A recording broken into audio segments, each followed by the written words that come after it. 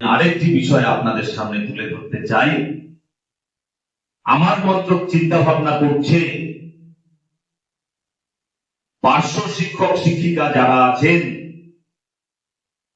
তাদের বৈবাহিক কারণে অনেকের দূরবর্তী জায়গায় বিবাহ হয়েছে, তাদেরকে কোনোভাবে বদলি করা যায় কিনা।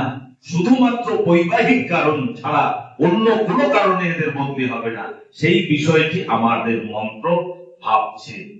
যাই হোক, আরেকটি বিষয় আপনাদের সামনে তুলে ধরতে চাই। আমার মন্ত্রক চিন্তা ভাবনা করছে পার্শ্ব শিক্ষক শিক্ষিকা যারা আছেন